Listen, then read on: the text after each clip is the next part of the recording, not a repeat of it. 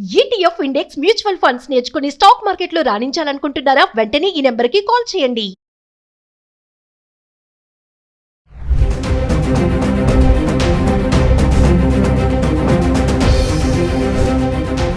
నమస్కారం, నేను మీ అడ్వకేట్ సంగీత. సైబర్ క్రైమ్లలో చాలా రోజుకి కొత్త క్రైమ్స్ అనేవి జరుగుతూ ఉన్నాయి.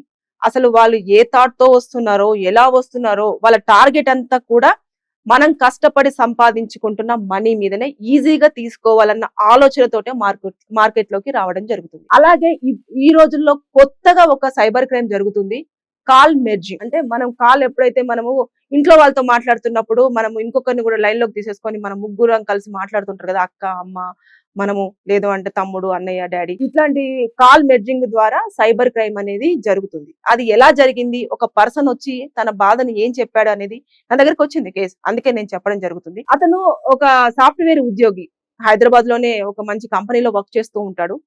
అతనుకి ఒక కాల్, అన్నోన్ నెంబర్ నుంచి కాల్ వచ్చింది. కాల్ రాగానే ఇతను అరే మా పాత మిత్రుడు అని చెప్పేసి అతను ఇంట్రొడ్యూస్ చేసుకుంటున్నాడు. గుర్తున్నానా, నేను 10th క్లాస్ ఫ్రెండ్ ని, ఆ బెంచ్ లో కూర్చునేవాడిని అంటే అతనే ఒక పేరు చెప్తాడు. అవునవును, నా పేరు అదే, ఇంకా గుర్తు పెట్టుకున్నావా నన్ను, అరే మర్చిపోతావు అనుకున్నాను, సరే నేను ఒక కొత్త బిజినెస్ స్టార్ట్ చేస్తున్నాను, మన పాత మిత్రులందరికీ కూడా నేను కాల్ చేసి గెట్ టుగెదర్ లాగా ఉంటదని కూడా నేను పిలవడం జరుగుతుంది. అందరి నెంబర్లు నేను కష్టపడి సంపాదించాను. ఇందాకనే మన ఆ బెంచ్ లో కూర్చుంటే గురించి ఆ బెంచ్ లో ఆ అబ్బాయికి కూడా కాల్ చేసి, మన ఫ్రెండ్ కూడా కాల్ చేశారంట. అంటే ఇతనికి కాల్ చేసాం, మనమే పేర్లు చెప్తూ ఉంటాం మనకు తెలియకుండానే, అరే పాత మిత్రుడు అన్నాడు కదా, గుర్తు పెట్టుకొని మరి కాల్ చేశాడు కదా అని చెప్పేసి. ఎందుకంటే వాళ్ళ నెంబర్లు మన దగ్గర ఉండవు. 10th క్లాస్ వాళ్ళ ఫ్రెండ్స్ నెంబర్లు చాలా రేరు. ఈ మధ్య కాలంలో ఈ జనరేషన్ వాళ్ళు పెట్టుకుంటున్నారేమో కానీ ముందు జనరేషన్ ఒక 2-3 ఇయర్స్ బ్యాక్ ఉన్న వాళ్ళు ఎవరు కూడా అంత నెంబర్స్ ను ఎక్కడెక్కడో సెటిల్ అయిపోతారు. వేరే అబ్రాడ్ లో సెటిల్ అవ్వచ్చు, లేకపోతే ఇంకొక ప్లేసెస్ మారచ్చు. సో అందుకోసం అని చెప్పేసి అలాంటిలో సరే మనం రికలెక్ట్ చేసుకుంటూ ఉంటాం, నిజంగానే మన ఫ్రెండ్స్ ఎవరు ఉన్నారు అని చెప్పేసి. అలాంటి సందర్భంలోనే ఇలా జరుగుతూ ఉన్నాయి. వెంటనే నేను ఫోన్ చేశాను, ఇందాక నేను మాట్లాడాను, నీకు కూడా కాల్ చేస్తానని చెప్పేసి అన్నాడు. మీరు మాట్లాడుతూ ఉండగానే ఒక కొత్త నెంబర్ నుంచి మీకు కాల్ వస్తూ ఉంటది. అరే నీకు ఇందాక కాల్ చేస్తానని చెప్పేసి అన్నారా, మరి వాడే కాల్ చేస్తున్నాడేమో, ఒకసారి లిఫ్ట్ చెయ్యు, మన ముగ్గురం కలిసి మాట్లాడుకుందాం అని. అంటే అది కొత్త నెంబరు మరి అంటే ఏమో మరి కొత్త నెంబర్ నుంచి చేస్తున్నాడు కదా, ఒకసారి లిఫ్ట్ చేయరు. మనల్ని బాగా నమ్మించే ప్రయత్నం చేస్తారు. అసలు మనకే డౌట్ రాదు, నిజంగానే కాదా, చాలా రోజుల తర్వాత కాల్ చేశారు, మరి ఎందుకులే అని చెప్పేసి కాల్ మెర్జ్ చేయగానే వాళ్ళకి వెంటనే ఇమీడియట్ గా ఒక 4 నెంబర్స్ ఓటీపీ వాళ్ళు వినేసా కాల్ కట్ అయిపోతుంది. వెంటనే ఇమీడియట్ గా వాళ్ళకి నెంబర్ వచ్చేసే కదా ఓటీపీది, ఆ నెంబర్ వినేసి కాల్ కట్ చేస్తారు. వెంటనే వీళ్ళు కూడా ఆ కాల్ కట్ అవ్వగానే వీళ్ళు కూడా కాల్ కట్ చేస్తారు. అదేంటి సడన్ గా ఇద్దరు కాల్ కట్ చేశారని చెప్పేసి మనం పెట్టేయకూడదు. ఫస్ట్ ఆఫ్ ఆల్ మన బ్యాంక్ ది చెక్ చేసుకోవాలి బ్యాలెన్స్. ఎందుకంటే ఆ ఓటీపీ అనేది మన బ్యాంక్ లో ఉన్న అమౌంట్ ను కొట్టేయడానికి వచ్చిన ఓటీపీ మన నెంబర్కే పెడతారు. నెంబర్ కి పెట్టేసి ఆ ఓటీపీ రాగానే వాళ్ళు ఇమీడియట్ గా కాల్ కట్ చేస్తారు. మరి చూసుకుంటే మన అకౌంట్ లో 0 balance. Call merging scam, cyber scam చాలా తెలివిగా బిహేవ్ చేస్తున్నారు. చాలా మంది ఇది ఫేస్ చేస్తున్నారు. దాదాపుగా ఈ అబ్బాయి ఇప్పుడు నా దగ్గరకు వచ్చి లీగల్ అడ్వైస్ తీసుకున్న అబ్బాయి వచ్చేసి 10 లక్షల వరకు నష్టపోయాడు. ఇమీడియట్ గా కాల్ పెట్టేశారా, డబ్బులు కట్ అవుతూ వచ్చేస్తున్నాయి, నా డబ్బులు కట్ అయిపోతున్నాయని చెప్పేసి ఇంకా చేసేదేం లేదు. వెంటనే ఇమీడియట్ గా ఏం చేయాలి, నా డబ్బులు పోతున్నాయని చెప్పేసి అనుకున్నాడు. సో మీరు ఒకవేళ ఇలాంటివన్నీ జరుగుతున్నప్పుడు చేయాల్సిన ముఖ్యమైన విషయాలు ఏంటంటే, ముందు ఎప్పుడైతే మీకు అన్నోన్ నెంబర్ నుంచి వస్తుందో ఆ నెంబరు ఎత్తకపోవడం ఉత్తమం. నెంబర్లు తెలిస్తేనే ఎత్తండి, తెలియకపోతే అస్సలు మీరు ఆ నెంబర్స్ అనేది ఎత్తొద్దు. మన వాళ్ళ నెంబర్స్ అన్ని మనకు తెలుసు. మనకి ఇప్పుడు మన కాంటాక్ట్స్ లో ఉన్న నెంబర్లు అన్ని తెలుసు కదా, మన ఫ్రెండ్స్ అయినా, తర్వాత నెక్స్ట్ మన పేరెంట్స్ అయినా, తర్వాత మన కొలీగ్స్ అయినా, ప్రతి ఒక్కరికి తెలుసు కదా. చాలు, బయట అన్నోన్ నెంబర్ వస్తే మనం ఎత్తొద్దు ఒకటి. రెండోది, ఒకవేళ ఏదైనా టెన్షన్ లో ఉండి ఎత్తినప్పటికీ కూడా వేరే కాల్ ని మెర్జ్ చెయ్యండి అని అడిగినప్పుడు, నేను మీతో మాట్లాడి తర్వాత నెక్స్ట్ నేను వాడితో మాట్లాడతాను, ఫ్రెండే కదా వాడు వెయిట్ చేస్తానులే అని మీరే చెప్పేయండి. అప్పుడు వాళ్ళు మిమ్మల్ని మెర్జ్ చేయండి అని ఎంత బలవంతం పెట్టినా సరే, ఎందుకంత బలవంతం చేస్తున్నావు అని చెప్పేసి మీరే గట్టిగా క్వశ్చన్ చెయ్యండి. చేసేసి అసలు కాల్ అయితే మెర్జ్ చేయకూడదు. రెండోది.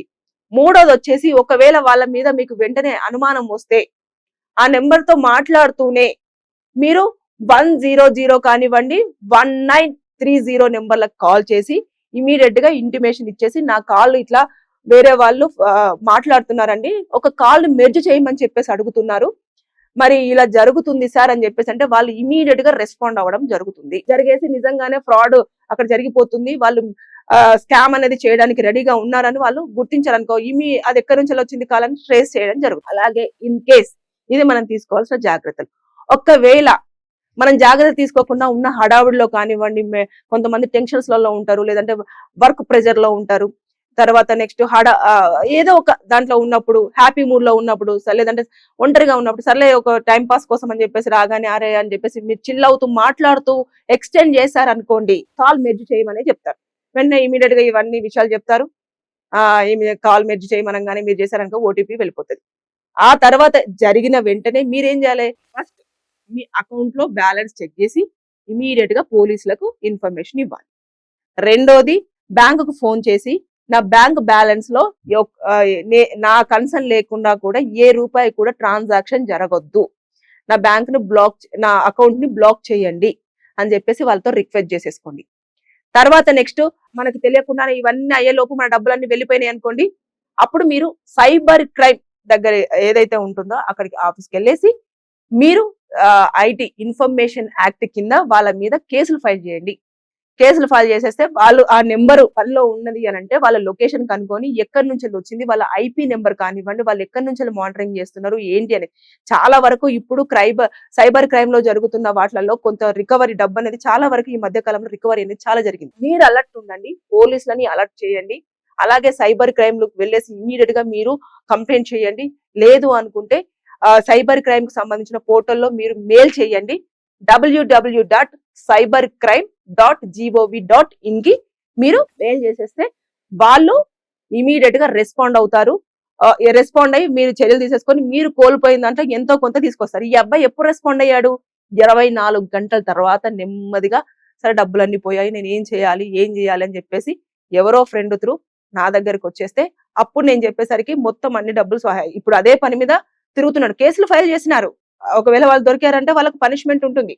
కానీ ఇది జరగకుండా మీరు చూసుకోవాలి. అంటే కాల్ మెర్జ్ అనేది ఇప్పుడు నవ్వే డేస్ లో ట్రెండింగ్ లో ఉన్న సైబర్ క్రైమ్ కాబట్టి మీరు ఎట్టి పరిస్థితుల్లో కూడా ఎవరైనా అన్నోన్ పర్సన్స్ కాల్ చేసి మీ బంధువుని, మీ నాన్న వాళ్ళ తరపున, మీ అమ్మ వాళ్ళ తరపున, మీ తాతయ్య వాళ్ళ గుర్తున్నారా, వాళ్ళ ఫ్రెండ్ వాళ్ళ కొడుకుని ఇవన్నీ చెప్పినా కూడా మీరు ఎట్టి పరిస్థితుల్లో నమ్మొద్దు. ఎందుకంటే ఇవన్నీ ఫేక్. ఇన్ని రోజులు లేని ఫ్రెండ్ సడన్ గా ఎలా ఊడిపడ్డాడు, సడన్ గా ఎక్కడి నుంచి వచ్చాడు, ఇవన్నీ కూడా మీరు ఎంక్వైరీ చేసుకోవాలి, తెలుసుకోవాలి, ప్రతిదీ జాగ్రత్తలు తీసుకోవాలి. ప్రతిదీ కనుక్కున్న తర్వాతనే మీరు అన్నోన్ కాల్స్ ని అవాయిడ్ చేస్తే మీకు ఎలాంటి ప్రాబ్లం ఉండదు. కొంతమంది కాల్ మాట్లాడుతున్నప్పుడు లింక్స్ కూడా పంపిస్తారు. ఆ లింక్ కూడా ఏం లింక్ అని చెప్పేసి ఎట్టి పరిస్థితుల్లో ఓపెన్ కూడా చేయకూడదు. సో మీ డబ్బులు మీ చేతుల్లోనే.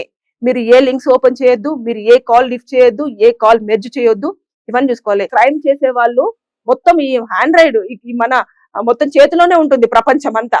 సో మన మొబైల్ అనేది మన 24 hours మన చేతిలో ఇలా ఆడుతూనే ఉంటుంది కదా, అందుకోసం అని చెప్పేసి దానికే ఆ విధంగానే మనం అంతా ఫోన్ కి లింక్ చేసుకొని ఉంటాం కదా, బ్యాంక్ డీటెయిల్స్ కానివ్వండి, ఓటీపీలు కానివ్వండి, ఏదైనా సరే. అందుకోసం అని చెప్పేసి ఫోన్ నేను టార్గెట్ చేసి ఫోన్ కే పంపించడం జరుగుతుంది. సో జాగ్రత్త, మీరు ప్రతి ఒక్కరు జాగ్రత్తగా ఉండండి. మీరు ఏదైనా ఇబ్బంది పడినా లేకపోతే డబ్బులు పోగొట్టుకున్నా కూడా ఇమీడియట్ గా సైబర్ క్రైమ్ వాళ్ళని అప్రోచ్ అవ్వండి. నేను చెప్పిన ప్రకారంగా మీరు వెళ్తే ఖచ్చితంగా మీకు న్యాయం జరిగే అవకాశం ఉంటుంది. So be alert. కొత్త సైబర్ క్రైమ్స్ ముందుకు వస్తున్నాయి. ప్రతి ఒక్కరు వాళ్ళు జాగ్రత్తలో ఉండండి. అలాగే మీకు ఈ విషయాలు తెలిసినా కూడా పక్క వాళ్ళకు షేర్ చేస్తూ ఉండండి. Thank you.